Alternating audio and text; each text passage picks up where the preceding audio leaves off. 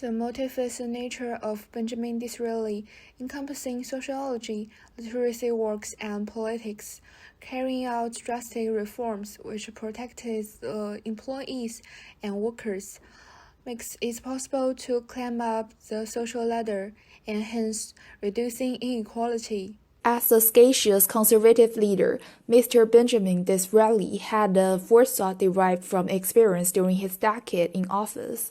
The economic-related policies made by him consolidated the opposition to Peel, while the trends of foreign expansion and a narrowing gap between different social classes laid the solid foundation for the long-term economic prosperity. Though he was mostly identified with the glory and power of the British Empire, he did generate the permanent interest for the UK. Benjamin Disraeli was an unlikely candidate to pilot through the Commons, the first successful parliamentary reform measure in over 30 years. In the longer term, the Reformed Act of 1867, combined with the social reforms later, did much to embed the idea of Tory democracy and one-nation conservatism that became a potent electoral force in the years to come.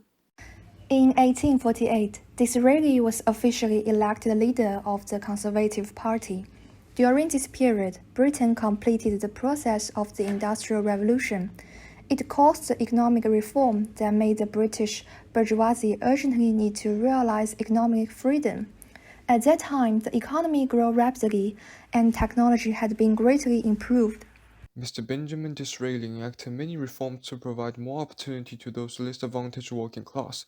These legislations enabled workers to sue employers in the civil courts if they broke legal contracts and made inexpensive loans available to towns and cities to construct working class housing. All of these social reforms aimed to reduce inequality and assist working class to achieve a higher social status. While his rival Mr. Peel repealed the Corn Laws, Benjamin Disraeli strongly opposed free trade for two reasons. Firstly, the abolition of tariff reduces government budget. The other crucial reason is related to his imperialism. The British colonies were usually less developed. Thus, those economies had little comparative advantages in production.